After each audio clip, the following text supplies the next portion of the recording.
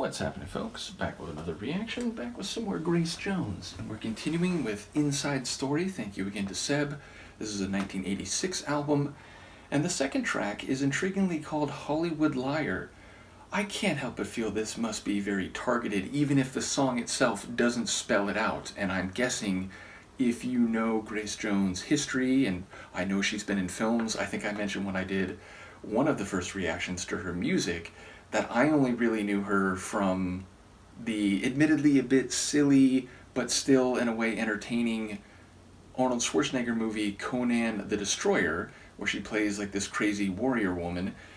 In any case, I wouldn't be surprised if there is someone very specific being referenced here, even if, again, in the song they're not targeted by name, and who knows, maybe they are. So either way, I wonder if this is autobiographical. Now, I suppose it could be just about Hollywood being one of those industries where celebrity gossip and maybe even untrue gossip or rumors, slander are used, are weaponized against certain people to damage their careers, maybe to benefit somebody else. So I wouldn't be surprised if it's something like that. I will try to follow along. Let's give it a listen. This is Grace Jones. The tune is Hollywood Liar, and it's from the 1986 album Inside Story.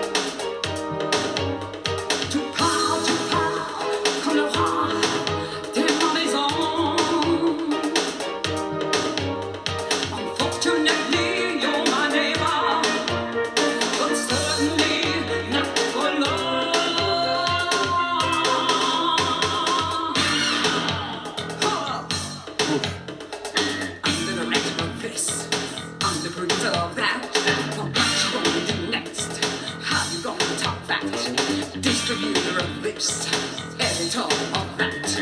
What you gonna do next? How you gonna top that? How you gonna top that?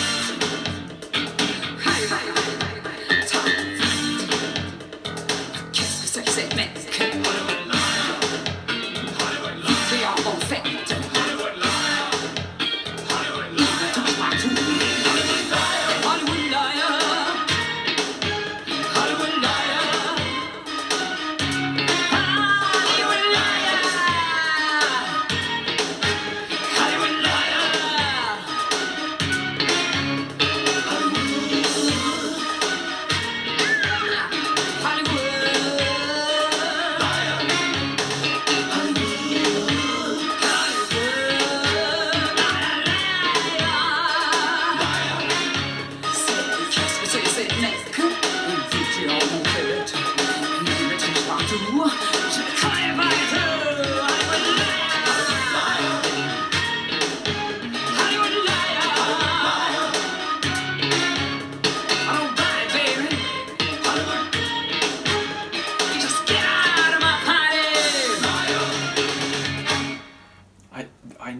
going to have a full stop like that. It like hit at a slightly different moment than I first thought, but I really did anticipate that type of ending.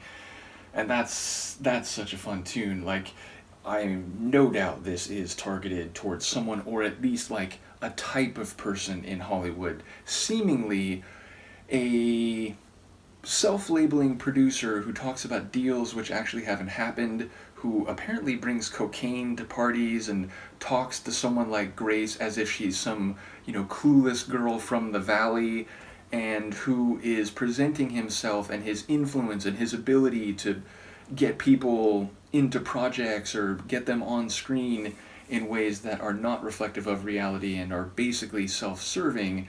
I do enjoy she goes into French in a couple sections. I don't claim to know what she says in those parts, but I assume it is equally scathing. But yeah, so I do think that reference early on was about bringing blow and drugs to parties, or like, that being part of how they kind of entice people and get them to listen or to believe what they're saying. And again, it sounds like she's claiming this guy talks a big game and he says what he thinks people in this world are supposed to say, but there's nothing behind it. And when push comes to shove, or when it really comes time to, put your chips on the table, he actually doesn't have anything and he's not able to do what he says. It's all like empty lies and promises. And yeah, sonically, it's definitely got like a synth funk feel to it. When it first started, I was like, oh, this sounds like, reminds me of like an NXS tune or something. As it went along, it had, flavors that reminded me of maybe like a Prince tune, or maybe like Eurythmics in the second half of the 80s. Again, kind of like keyboards mixed with some funky soul.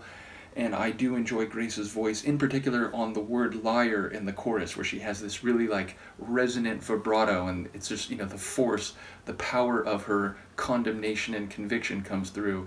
And as I said, I enjoy that it is bilingual, just showing this person how much more knowledge and class she has than he is bringing to the party, and she wants him out of her party. So again, party could be literal, but it could also be like her career, her life in this world. Just, get on out of here. I don't believe you, and you're not worth my time. So yeah, a really cool tune. Let me know what you think, and I will see you next time. Peace.